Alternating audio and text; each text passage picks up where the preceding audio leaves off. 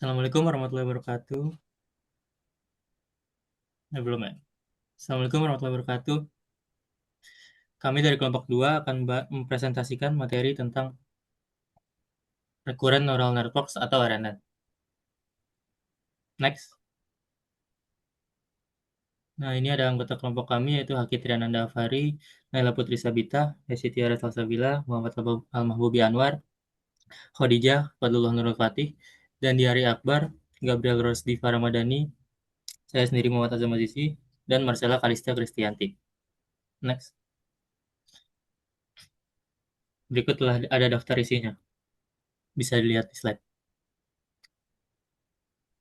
Nah, sebelum kita masuk ke rumus matematisnya, kita perlu membahas latar belakang dan masalahnya dulu. Kenapa kita membutuhkan RNN?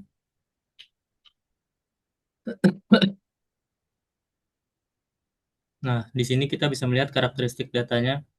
Selama ini mungkin kita terbiasa dengan data yang statis kayak gambar kucing atau gambar anjing. Namun kenyataannya di dunia data data itu kebanyakan data sekuensial. Apa artinya? Artinya itu datanya tuh punya urutan waktu atau logika yang krusial. Nilai saat ini bergantung dengan nilai sebelumnya.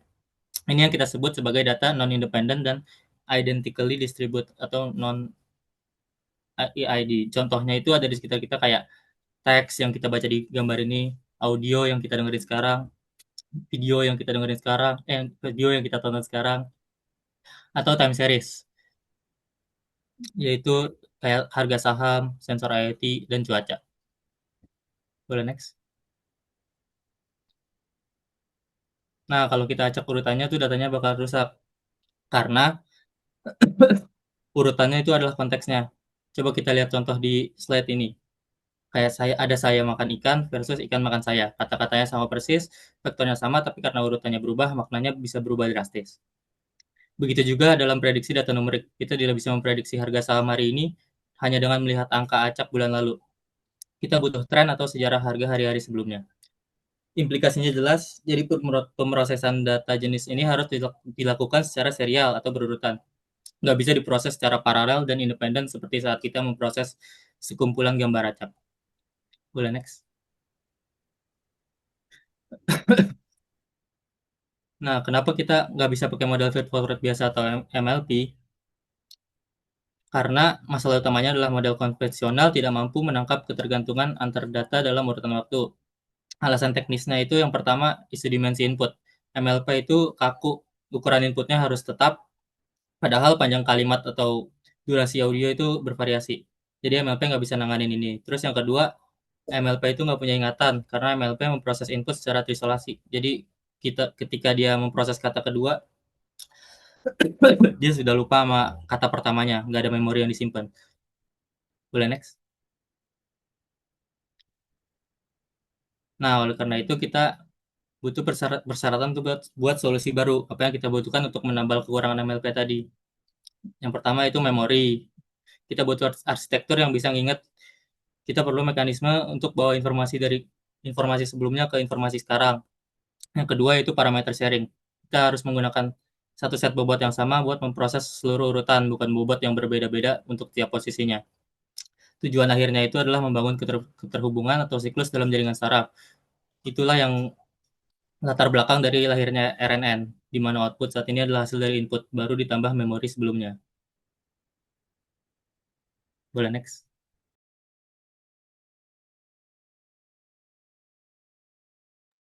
Lalu selanjutnya adalah konsep dasar yang kali ini saya akan menjelaskan tentang apa itu LNN. Next. Eh, Apa itu LNN? Recurrent Neural Network juga disingkat sebagai RNN adalah jenis ANN atau Artificial Neural Network yang didesain untuk pemrosesan data sekuensial. Dalam hal ini data sekuensial yang dimaksud adalah jenis data yang menekankan urutan elemen seperti teks dan data urutan waktu seperti harga saham, model cuaca dan lain sebagainya. LNN ini mengandalkan recurrent unit dengan hidden state sebagai mekanisme memori agar ia dapat belajar dari input sebelumnya dan menggunakannya dalam proses proses dalam pemrosesan dalam waktu yang selanjutnya atau yang akan datang. Next. eh, mekanisme mekanisme recurrent neural network dapat dijelaskan eh, dapat dijelaskan pada gambar ini. Ketika sebuah LNN memproses input pada suatu waktu, ia juga mengandalkan proses tersebut pada output dari waktu sebelumnya. Dalam hal ini, LNN mengandalkan recurrent connection, yakni sebuah mekanisme pemberian output pada hidden layer kembali sebagai input dari jaringan. Mekanisme ini mengandalkan hidden state, yakni sebuah jenis memori yang diperbarui setiap time step berdasarkan input yang sekarang dan nilai hidden state sebelumnya. Next. Lalu apa bedanya dengan model feed-forward neural network yang biasa? ANN ini dirancang untuk memproses kumpulan data yang berurutan seperti yang dijelaskan tadi, time series dan eh, mode, time series dan teks. Sedangkan FNN hanya memproses data statis utuh. Selain itu, ANN mempunyai koneksi recurrent sehingga data tidak hanya bergerak ke satu arah. Dan ditambah lagi, ANN ini memiliki hidden state sebagai mekanisme penyimpanan data dari proses-proses sebelumnya, sedangkan FNN tidak menggunakan mekanisme ini.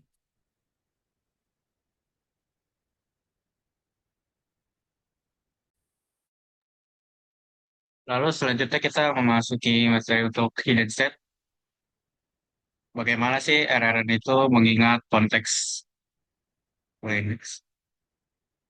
Nah, secara sederhana, hidden state ini dilambangkan dengan HT adalah representasi vektor yang berfungsi sebagai memori bagi jaringan ini. Nah, yaitu bertugas untuk menangkap informasi dari urutan input yang sudah lewat, lalu membawanya hingga ke waktu saat ini. Tanpa hidden state, model tidak akan ingat apa yang baru saja ia baca atau dengar. Mulai. Nah, untuk konsep utamanya, kita bisa memandang RLR sebagai sebuah sistem dinamis. Nah, karena sistem ini didorong oleh sinyal input eksternal secara terus-menerus. Di sini ada persamaan kondisi yang penting. HT adalah fungsi dari HT-1. Artinya, status saat ini sangat bergantung pada status masa lalu. Hidden state bertindak sebagai variabel yang merangkup masalah tersebut agar bisa digunakan sekarang. Masa sekarang, HT. Oleh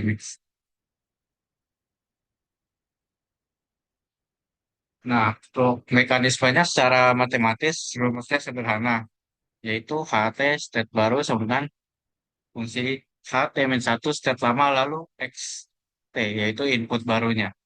Jadi, untuk menghitung hidden state saat ini, HT, mesin akan melihat memori dari langkah sebelumnya, yaitu HT-1, dan menggabungkan dengan informasi baru yang masuk saat ini, XT. Inilah cara RNN memperbarui pemahamannya seiring berjalannya waktu.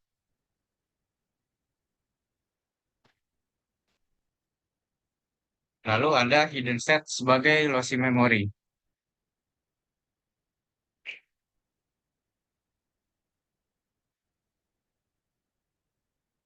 Hidden set ini mengubah urutan sepanjang apapun vektor berukuran tetap, fixed line vector. Sifatnya adalah lossy atau kehilangan sebagian informasi. Karena tidak mungkin menyimpan semua detail masa lalu secara sempurna. Hidden set hanya akan menyimpan informasi yang penting dan relevan saja, yaitu tujuannya agar bisa memprediksi langkah berikutnya dengan baik.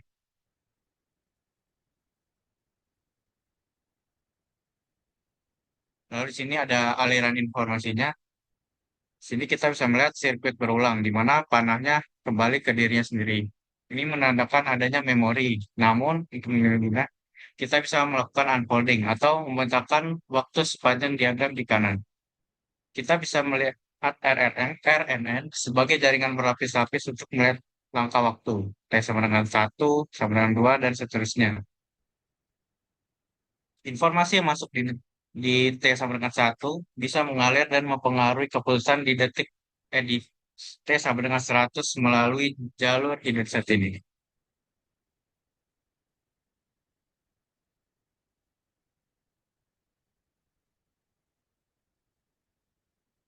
Lalu selanjutnya ada parameter sharing. Ya, salah fitur-fitur RNN ya. Dalam RNN, bobot atau parameter yang digunakan itu sama di setiap langkah waktu. kita tidak kita membuat bobot baru untuk setiap kata baru. Hal ini memungkinkan model untuk memproses input dengan panjang yang bervariasi, fleksibel, dan juga menggeneralisasi pola. Misalnya, model bisa mengenali kata pergi sebagai kata kerja baik itu muncul di awal kalimat maupun di akhir kalimat. Karena parameter yang memprosesnya sama.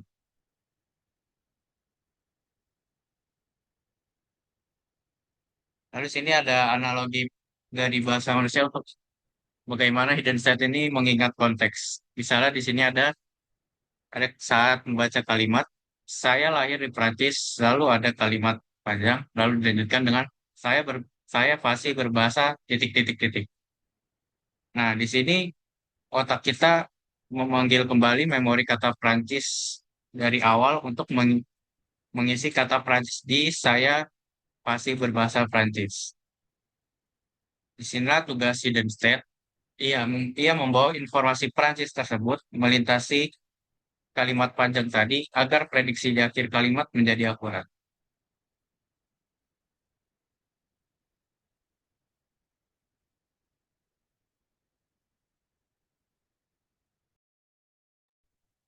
Selanjutnya arsitektur RNN, lebih tepatnya di bagian unrolled RNN.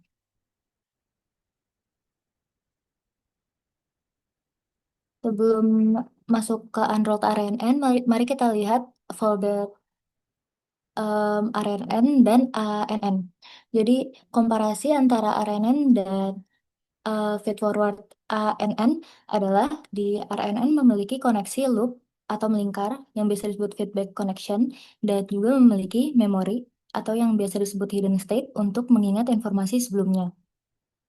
Lalu untuk ANN tidak ada loop, informasi mengalir satu arah saja dan tidak ada memori, jadi setiap input diproses independen.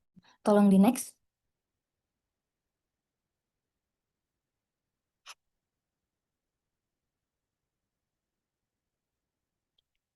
Selanjutnya unrolled RNN.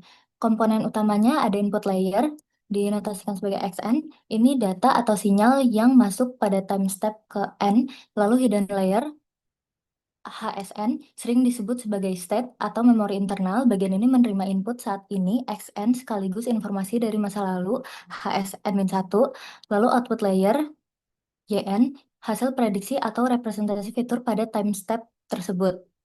Jadi per time step itu ada input layer, hidden layer, dan output layernya. Dan ini ada beberapa time step dari HS0 sampai HSN-1. Lalu untuk konsep unrolling across time, ini membentangkan RNN sepanjang dimensi waktu atau time axis dan menunjukkan proses berurutan dari time step ke time step, lalu menunjukkan loop pada rolled RNN diperluas menjadi aliran horizontal antar time step. Aliran horizontal, ya, itu HS0 sampai HSN-1. Lalu selanjutnya ada weight sharing. Jadi satu set bobot digunakan berulang di seluruh sequence. Dalam ilustrasi terdapat angka-angka tetap yang digunakan di setiap tahap. W1 di ilustrasinya nilainya adalah 1,8 bobot untuk input saat ini, W2 bobot untuk informasi dari langkah sebelumnya, dan B1 angka tambahan untuk menggeser hasil aktivasi, lalu Y yaitu relu grafik dalam kotak biru menunjukkan fungsi aktivasi yang memutuskan informasi mana yang diteruskan ke tahap berikutnya. Tolong di next.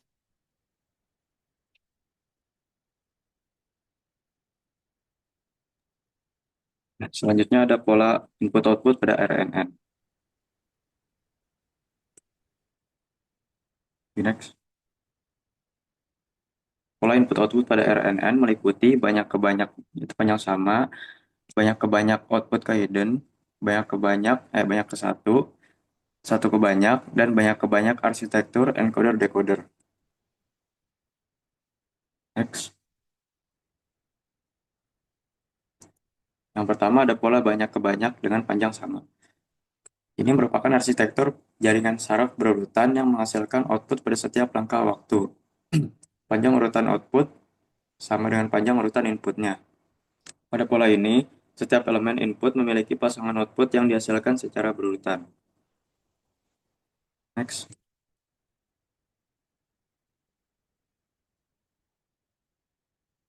Mekanismenya, yang pertama jaringan memproses satu elemen input pada setiap langkah waktu dan langsung menghasilkan satu output. Selanjutnya, unit tersembunyi memiliki koneksi rekuren, sehingga keadaan tersembunyi dipengaruhi oleh input saat ini dan keadaan sebelumnya. Dengan mekanisme ini, jaringan memanfaatkan konteks historis dari input terdahulu dan menggunakan aturan pembaruan yang sama di setiap langkah waktu untuk mempelajari dependensi temporal dalam data berurutan. Next.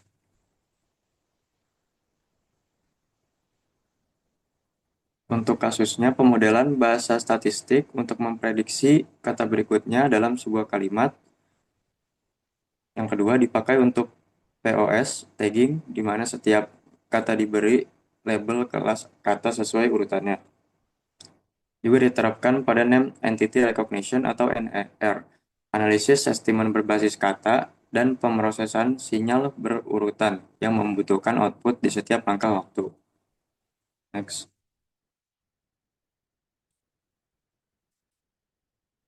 Selanjutnya, ada pola banyak ke banyak dengan output ke hidden. Pola ini adalah arsitektur sederhana, di mana rekurensi hanya berasal dari umpan balik nilai output pada waktu sebelumnya ke unit tersembunyi pada waktu berikutnya, tanpa adanya koneksi langsung antar unit tersembunyi lintas waktu. Mekanismenya pada pola ini, unit tersembunyi menerima input saat ini dan output dari waktu sebelumnya sebagai masukan. Karena hanya output yang diteruskan ke masa depan, kemampuan menyimpan konteks jangka panjang terbatas, tetapi tidak adanya ketergantungan antar unit tersembunyi membuat komputasi lebih sederhana. Pelatihan dapat diparalelkan dan model lebih mudah dilatih dibandingkan RNN yang klasik. Kasus penggunaannya, pola ini umum digunakan dengan teacher forcing, di mana selama pelatihan output yang benar pada waktu sebelumnya digunakan sebagai input berikutnya, sehingga pelatihan lebih cepat dan kesalahan tidak mudah terakumulasi. Penerapannya meliputi language modeling sederhana, prediksi deret waktu, serta sistem penerjemahan atau generasi teks. Next. Yang selanjutnya ada pola banyak ke satu. Pola ini merupakan arsitektur pada jaringan saraf rekuren, di mana serangkaian input diproses secara berurutan. Tetapi hanya satu output yang dihasilkan pada akhir urutan. Pola ini sangat cocok untuk tugas yang membutuhkan pemahaman konteks keseluruhan dari suatu rangkaian data. Mekanismenya, input diproses secara berurutan dengan memperbarui unit tersembunyi melalui koneksi rekuren untuk menangkap ketergantungan antar elemen. Jaringan tidak menghasilkan output setiap langkah, melainkan menggunakan keadaan tersembunyi terakhir sebagai representasi keseluruhan urutan. Representasi ini kemudian dipakai oleh lapisan output untuk menghasilkan satu prediksi akhir berdasarkan konteks global. Untuk kasus penggunaannya, pola ini sangat efektif digunakan untuk tugas klasifikasi berbasis urutan, khususnya ketika keputusan akhir harus dibuat berdasarkan pemahaman terhadap makna keseluruhan data, bukan pada elemen individualnya. Contoh penerapannya antara lain analisis sentimen teks untuk menentukan apakah suatu kalimat atau dokumen memiliki sentimen positif, negatif, atau netral. Pada klasifikasi dokumen seperti pengelompokan email menjadi spam atau bukan spam, serta pada identifikasi topik, di mana seluruh isi teks dianalisis terlebih dahulu sebelum sistem menentukan kategori atau tema. Next.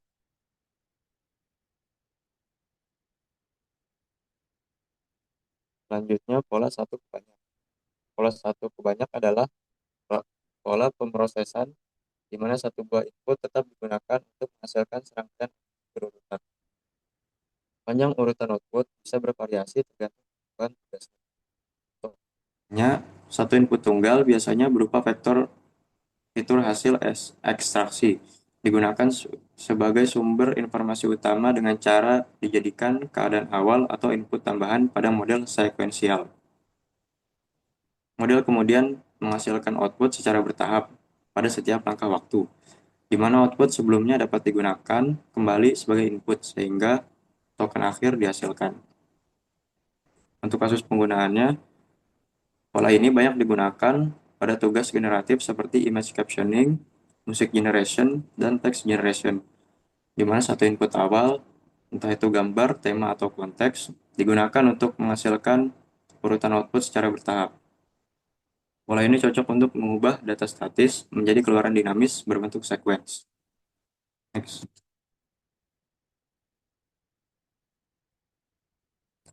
Selanjutnya, pola banyak ke banyak arsitektur encoder-decoder. Pola ini digunakan untuk memetakan urutan input sequence, urutan input yang sequence, urutan output yang juga merupakan sequence, yang panjangnya tidak harus sama. Setiap elemen pada input tidak selalu berkorespondensi langsung dengan satu elemen pada output, sehingga model harus memahami konteks keseluruhan urutan. Untuk mekanismenya, encoder membaca urutan input secara berurutan dan mengubahnya menjadi vektor konteks yang merepresentasikan ringkasan makna, urutan, dan hubungan antar elemen. Selanjutnya, decoder menggunakan vektor konteks dari encoder untuk menghasilkan urutan output secara bertahap dengan memprediksi setiap elemen berdasarkan konteks dan keluaran sebelumnya. Mekanisme attention memungkinkan decoder untuk fokus pada bagian input yang paling relevan di setiap langkah, sehingga tidak hanya bergantung pada satu vektor konteks global. Arsitektur encoder-decoder biasa digunakan dalam penerjemahan mesin untuk mengubah kalimat antar bahasa. Pengenalan ucapan untuk mengonversi audio menjadi teks, sistem tanya jawab untuk menghasilkan jawaban berdasarkan konteks, serta ringkasan teks otomatis untuk merangkum dokumen panjang secara bermakna. Next.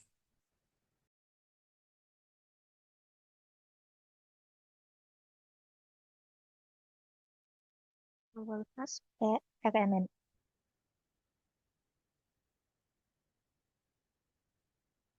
Tolong di next. Gambaran umumnya. Pertama, apa itu forward text RNN? Forward text adalah proses di mana RNN memproses data secara berurutan dari satu timestamp ke timestamp berikutnya. Yang menarik dari RNN ini adalah informasi dari langkah sebelumnya akan mempengaruhi langkah berikutnya. Jadi terdapat semacam memori yang dibawa sepanjang proses. Tolong di next.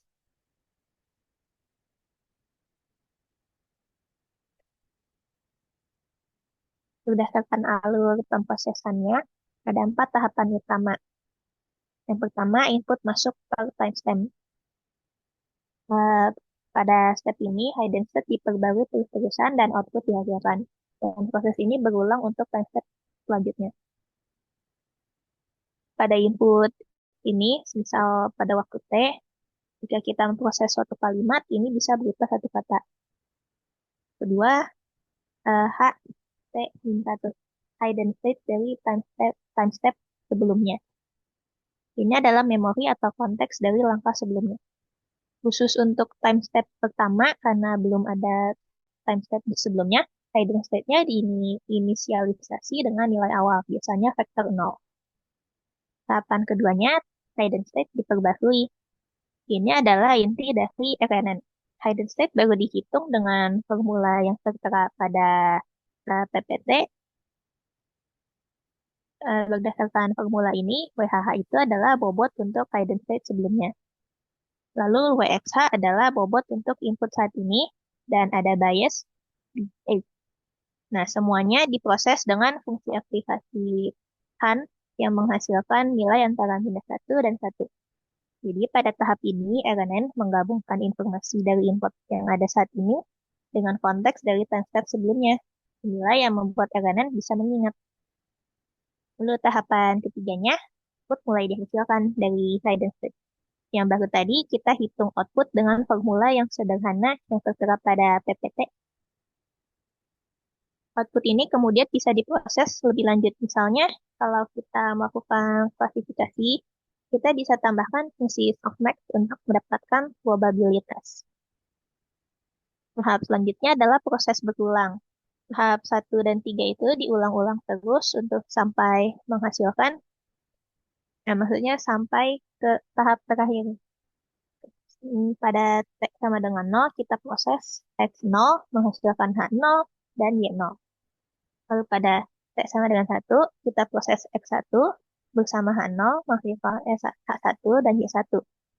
Pada T sama dengan 2, kita proses X2 bersama H1 menghasilkan H2 dan Y2 dan seterusnya.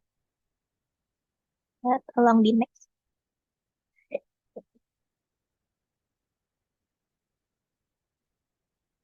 Nah, di sini terdapat contoh kalimat sederhana, yaitu saya suka kopi. Pada timestamp 0, kata saya. Nah, input ini vektor representasi kata saya karena ini timestamp pertama. H0 dihitung dari input saja menghasilkan output Y0. Selanjutnya timestamp 1 dari kata suka. Vektor kata suka ditambahkan H0 dari timestamp sebelumnya. H1 dihitung dengan menggabungkan keduanya. Output Y1 sekarang sudah memiliki konteks kata saya. Lalu timestamp kedua atau kata terakhir yaitu kopi. Vektor kata kopi ditambahkan ke dalam H1, H2 dihitung, output Y2 sekarang memiliki konteks penuh saya suka, jadi bisa dilihat bagaimana RNN secara bertahap membangun pemahaman tentang keseluruhan kalimat. Jadi untuk memperjelas, forward pass RNN adalah proses berulang di mana input dan hidden state sebelumnya masuk, hidden state baru dihitung dengan menggabungkan keduanya, dan output dihasilkan dari hidden state dan proses berulang untuk time step berikutnya.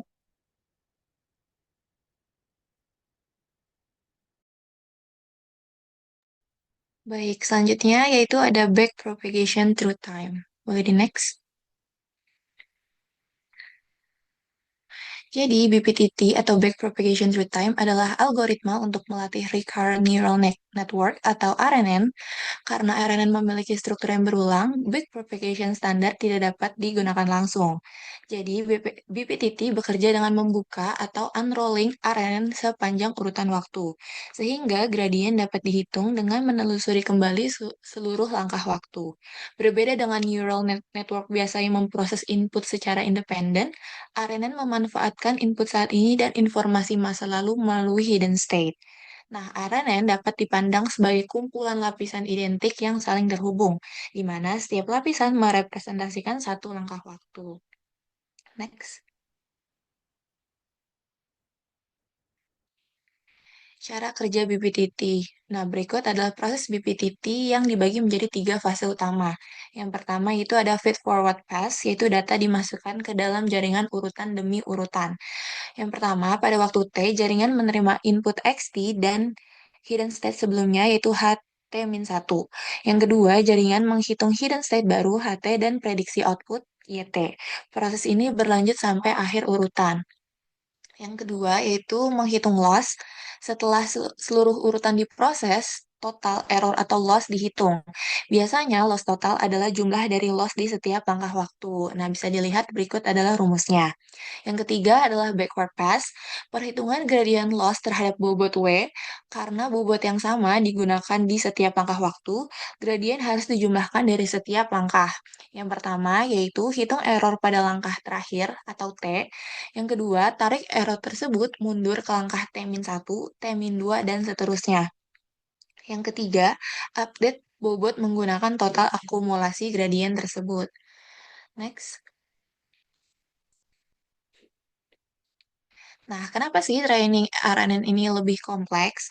Training RNN jauh lebih kompleks dibandingkan neural network biasa seperti feedforward ANN atau CNN.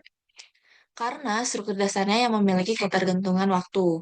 Nah, berikut adalah alasan utama mengapa proses pelatihannya itu jauh lebih kompleks. Yang pertama yaitu masalah gradien. Contohnya ada vanishing gradient dan exploding gradient. Nah, yang merupakan masalah paling klasik dalam BPTT. Karena RNN menggunakan bobot yang sama di setiap langkah waktu.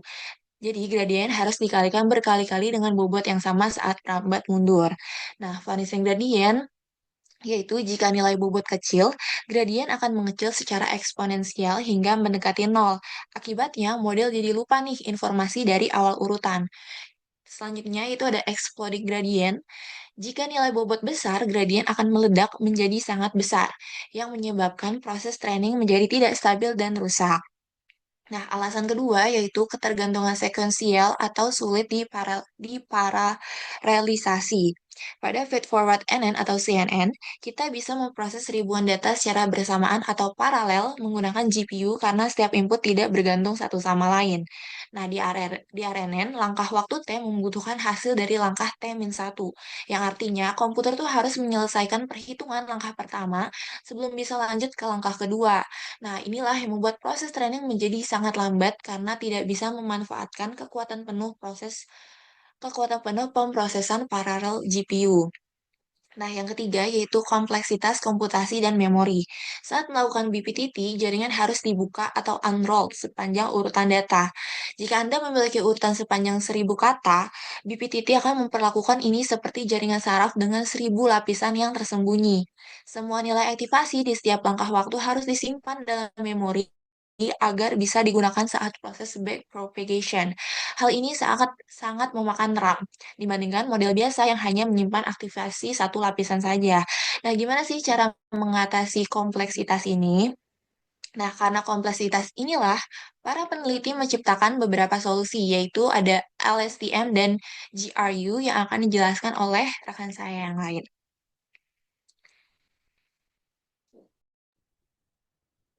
Jadi berikutnya ada masalah utama RNN Vanilla. Jadi pada slide ini saya ingin memperkenalkan topik berikutnya, yaitu masalah-masalah utama yang dimiliki oleh Recurrent Neural Network, khususnya RNN versi Vanilla. Sejak awal penting untuk saya tekankan bahwa eh,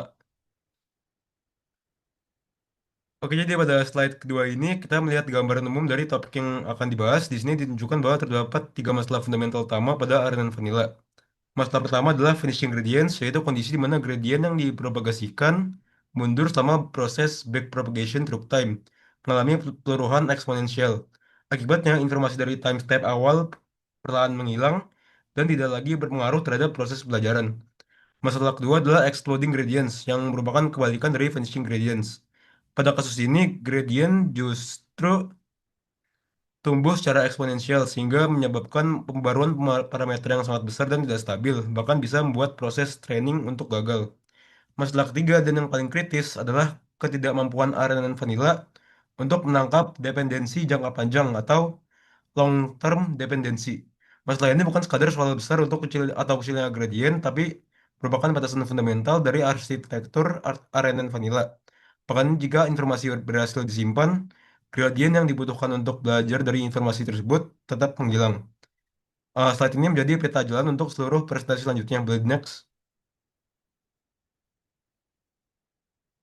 Oke, jadi selanjutnya ada akar matematis finishing gradients. Mengapa gradient menghilang? Pada slide ini diperlihatkan bahwa matriks bobot W pada RNN dapat dianalisis menggunakan konsep eigenvalue. Ketika gradien dipropagasikan mundur melalui time step, matriks W akan muncul berulang kali dalam bentuk perpangkatan. Jika nilai eigen terbesar dari matriks W yang biasa kita sebut dengan lambda lebih kecil dari satu, maka setiap kali gradien melewati satu time step, nilainya akan diperkecil.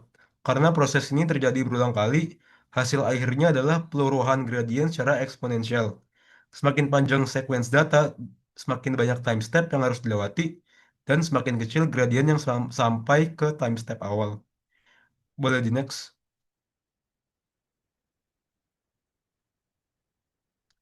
Nah, slide ini memperkuat pemahaman kita dengan contoh numerik yang sangat penting. Nilai lambda sebesar 0,6 ditunjukkan sebagai kasus yang cukup tipikal karena berasal dari turunan fungsi aktivasi tan H. Jika kita hitung 0,6 pangkat 50, hasilnya berada di order 10 pangkat minus 10. Secara numerik, nilai ini sudah berada di bawah batas presisi yang bermakna dalam komputasi. Artinya gradien yang berasal dari time step awal praktis menjadi 0 dan tidak memberikan kontribusi apapun terhadap pembaruan bobot. Hal ini diperparah oleh sifat fungsi tangga itu sendiri, di mana turunannya selalu berada di antara 0 dan 1. Setiap kali gradien melewati satu time step, gradien tersebut pasti dikalikan dengan nilai yang tidak lebih besar dari 1. Boleh next. Sekarang kita beralih dari teori ke dampak praktis. Slide ini menunjukkan bukti empiris bahwa semakin panjang sequence, semakin rendah tingkat keberhasilan training RNN vanilla. Secara praktis, finishing gradients menyebabkan hilangnya informasi dari time step awal. Bobot yang bertanggung jawab memproses input awal hampir hampir pernah diperbarui. Akibatnya, RNN vanilla hanya memiliki apa yang sering disebut sebagai short memory, yaitu kemampuan mengingat informasi sekitar 10 hingga 20 time step terakhir saja, dan tidak lebih. Boleh di next. Nah, selanjutnya kita ada contoh kegagalan di dunia nyata yang untuk kali ini merupakan akibat dari vanishing gradients. Jadi untuk membuat masalah ini lebih konkret, slide ini menampilkan contoh analisis sentimen review film. Review dimulai dengan sentimen positif, namun diakhiri dengan sentimen negatif. Vanilla RNN cenderung melupakan sentimen positif di awal dan hanya fokus pada sentimen negatif di akhir. Akibatnya prediksi menjadi mengalami bias dan kehilangan nuansa. Sebaliknya, model seperti LSTM mampu mengingat informasi dari awal hingga akhir, sehingga menghasilkan prediksi yang lebih seimbang dan mendekati penilaian manusia. The next. Masalah kedua adalah exploding gradients, yang secara matematis merupakan kebalikan dari vanishing gradients. Jika nilai eigen terbesar dari matriks bobot lebih besar dari satu, maka gradien akan tumbuh secara eksponensial, seiring bertambahnya time step. Artinya alih-alih menghilang, gradien justru menjadi sangat besar dan tidak terkendali. Boleh next. Selanjutnya kita ada contoh numeric exploding gradients. Jadi slide ini menunjukkan betapa cepatnya gradien dapat meledak. Dengan nilai lambda sebesar 1,1, gradien dapat jadi lebih dari 100 kali lebih besar hanya dalam 50 time step. Update parameter yang sangat besar ini dapat membuat bobot melompat ke nilai yang tidak stabil, menyebabkan loss untuk melonjak drastis, atau bahkan menghasilkan nilai NaN atau not number dan inf. Boleh next. Selanjutnya kita ada akar struktural exploding gradients. Pada slide ini dijelaskan bahwa exploding gradients terjadi karena perkalian matriks bobot yang sama secara berulang dalam backpropagation through time. Jika radius spektral matriks W lebih besar dari satu, maka matriks W dipangkatkan berulang kali akan tumbuh menuju tak hingga. Ini menjelaskan bahwa mengapa RNN sangat rentan terhadap masalah ini. Boleh next.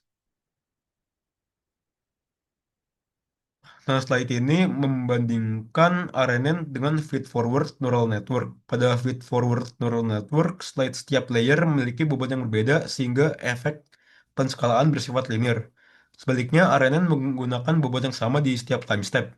Akhirnya, gradien mengalami penskalaan eksponensial yang menciptakan apa yang disebut sebagai cliff structure pada landscape loss.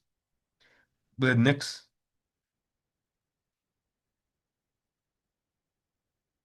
Masalah ketiga adalah ketidakmampuan RNN vanilla untuk mempelajari dependensi jangka panjang atau long-term dependencies.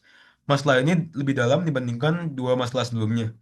Untuk menjaga memori untuk tetap stabil terhadap gangguan kecil, RNN harus beroperasi pada wilayah parameter di mana gradien cenderung menghilang. Namun, untuk belajar secara efektif, gradien justru harus dipertahankan. Dua kebutuhan ini saling bertentangan secara matematis. Inilah yang disebut sebagai trade-off mustahil pada RNN vanilla. Boleh next.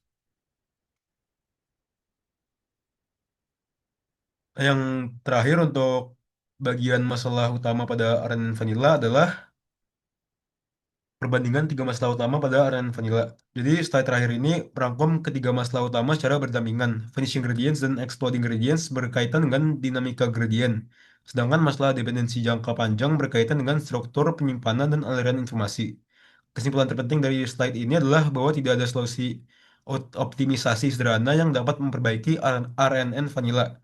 Solusi nyata memerlukan perubahan arsitektur secara matematis, seperti yang dilakukan oleh LSTM, GRU, dan mekanisme attention. Dengan memahami keterbatasan ini, kita tidak hanya tahu apa yang digunakan dalam deep learning modern, tapi juga mengapa arsitektur tersebut dikembangkan. Untuk bagian selanjutnya akan dibacakan oleh teman saya.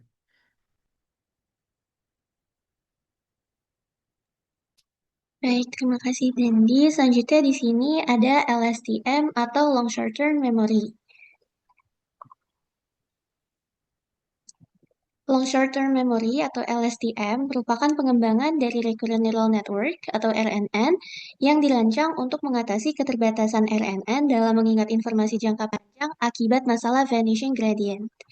Pada RNN standar, informasi yang muncul di awal sequence itu dapat memudar seiring bertambahnya panjang kalimat, sehingga model nanti bisa kesulitan dalam menangkap dependensi jangka panjang. Sebagai contoh, di sini ada kalimat, saya lahir dan tinggal di Indonesia, maka saya fasih berbahasa titik-titik-titik. Untuk dapat memprediksi kata yang tepat pada bagian yang kosong, model perlu mengingat kata Indonesia yang muncul lebih awal dalam kalimat. Nah, di sini RNN itu sering gagal dalam memprediksi katanya, karena memorinya itu tidak stabil dan informasi penting dapat hilang di tengah sequence. Untuk itu, LSTM mengatasi permasalahan tersebut dengan struktur khusus berupa cell state dan mekanisme gate yang memungkinkan informasi penting disimpan dan dikelola dalam jangka waktu yang lebih panjang. Dalam LSTM, sebuah kalimat itu tidak diproses secara sekaligus, melainkan diproses secara bertahap. Jadi nanti setiap kata dimasukkan ke dalam sel LSTM satu persatu sesuai urutan kalimat. Untuk contoh kalimat tadi, LSTM akan memproses kata saya terlebih dahulu, kemudian lahir, dan tinggal di Indonesia, hingga kata terakhir. Pada setiap sel LSTM terdapat 4 komponen utama, yaitu forget gate, input gate, cell state, dan output gate, yang bekerja sama untuk mengatur aliran informasi. Oke, yang pertama di sini ada forget gate.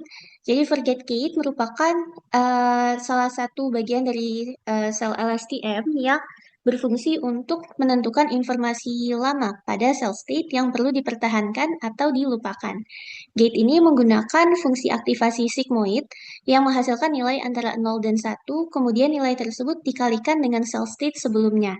Sebagai contoh, saat LSTM membaca kata seperti dan atau tinggal, informasi tertentu yang kurang relevan untuk prediksi akhir dapat diperkecil kontribusinya. Namun informasi penting seperti Indonesia itu tidak akan dilupakan oleh si sel LSTM itu. Oke, selanjutnya di sini ada input gate. Input gate fungsinya untuk menentukan informasi baru yang akan ditambahkan ke dalam cell state. Jadi gate ini menggunakan fungsi sigmoid untuk menentukan seberapa besar informasi disimpan dan fungsi tanha untuk membentuk kandidat memori baru. Kemudian keduanya nanti akan dikalikan. Saat LSTM membaca kata Indonesia misalnya, input gate nanti akan memberikan bobot yang besar karena kata tersebut penting untuk memahami konteks dari kalimat, sehingga informasi ini disimpan sebagai memori jangka panjang. Oke, selanjutnya ada cell state yang merupakan jalur memori utama dalam LSTM, yang dimana si cell state ini menyimpan informasi penting sepanjang sequence. Nah, cell state diperbarui dengan cara menggabungkan hasil dari forget gate dan input gate. Dalam contoh kalimat tadi, informasi Indonesia itu tetap disimpan di dalam cell state meskipun terdapat banyak kata setelahnya, sehingga LSTM nanti mampu mengingat konteks hingga akhir kalimat. Oke, yang terakhir di sini ada output gate. Yang dimana output gate ini fungsinya untuk menentukan informasi apa yang dikeluarkan sebagai output atau hidden state pada time step tertentu. Jadi gate ini menggunakan fungsi sigmoid untuk menentukan bobot keluaran. Kemudian cell state diaktifkan dengan tanha dan dikalikan untuk menghasilkan output. Pada bagian akhir kalimat, output gate memanfaatkan informasi dari cell state untuk memprediksi kata yang sesuai, yaitu Indonesia.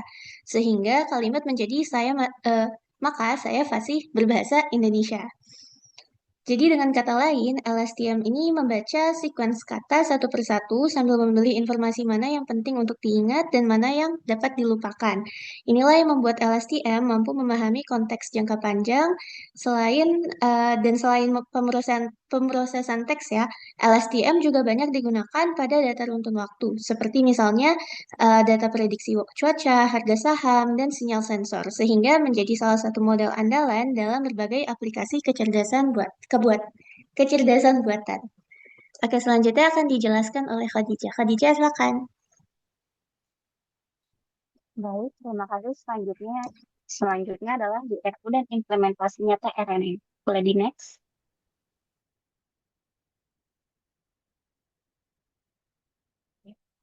Secara sederhana, GRU adalah varian dari RNA yang merupakan hasil dari penyederhanaan dari model LSTM.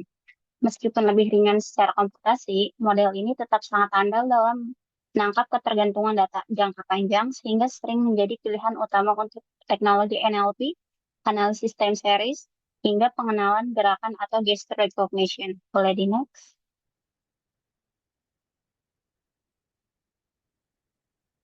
Masuk ke arsitekturnya, perbedaan mencolok antara GRU dibandingkan LSTM adalah jumlah memorinya.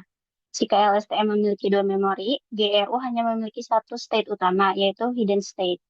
Hidden state ini berfungsi sebagai isi ingatan yang merangkum informasi dari semua input yang sudah dilihat sebelumnya untuk digunakan pada prediksi berikutnya. Nah, ingatan ini diatur oleh dua gerbang utama, yaitu reset gate yang mengatur seberapa banyak memori masa lalu yang perlu dipakai untuk membuat calon ingatan baru.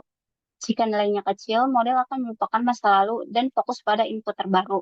Sangat berguna jika topik pembicaraan atau pola data tiba-tiba berubah. Selanjutnya itu update gate, gunanya untuk mengatur campuran antara memori lama dan informasi baru. Nah, gate ini memutuskan apabila model harus mempertahankan ingatan lama atau segera beradaptasi dengan informasi terbaru. Di next.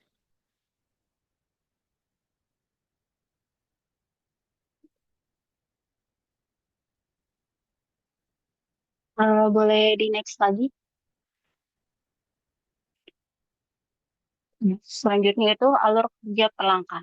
Bagaimana alur kerjanya di setiap langkah waktu? Yang pertama, GRU membaca input saat ini dan melihat hidden state dari langkah sebelumnya. Kemudian, gate menentukan relevansi informasi masa lalu tersebut.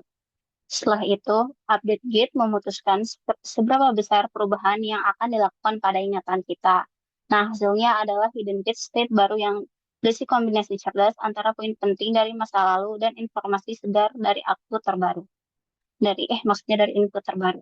Boleh di next? Nah, sekarang kita masuk ke bagian perbandingan. Di sini kita bisa melihat perbedaan teknis antara LSTM dan GRU. Maksudnya itu GRU ya, untuk membantu pemilihan model yang sesuai dengan kebutuhan.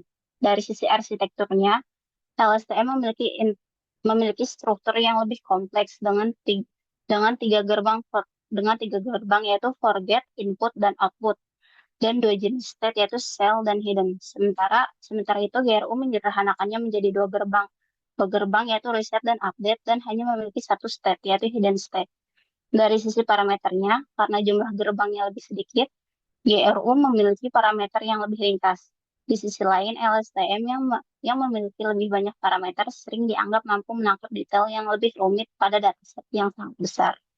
Selanjutnya itu dari sisi kecepatan dan kapasitasnya, dalam pengujian, GRU cenderung lebih cepat pada proses training karena efisiensi strukturnya. Namun, LSTM tetap menjadi standar industri untuk tugas-tugas yang membutuhkan memori jangka panjang yang sangat presisi dan kompleks. Kesimpulannya, tidak ada satu model yang lebih baik dari yang lain. Pemilihan antara LSTM atau GRU biasanya bergantung pada jenis data, ukuran dataset, dan ketersediaan sumber daya komputasi yang kita miliki. Boleh di next.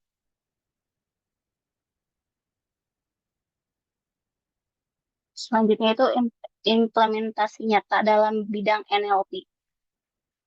GRU digunakan untuk analisis sentimen, misalnya membaca ulasan ojek online kata demi kata untuk menentukan apakah ratingnya positif atau negatif. Selanjutnya, digunakan juga untuk klasifikasi topik seperti pengelompokan topik berita otomatis atau filter spam.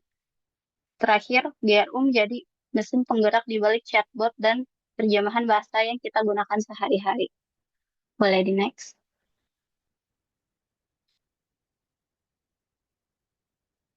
Selanjutnya itu di bidang time series.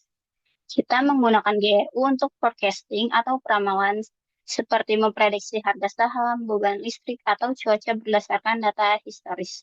Selain itu, GRU sangat efektif untuk deteksi anomali. Model akan mempelajari pola normal dari sensor mesin atau server. Jika terjadi error prediksi yang besar, sistem akan langsung mendeteksi adanya kerusakan atau serangan cyber. Boleh di next. Nah, yang terakhir itu di bidang gesture recognition.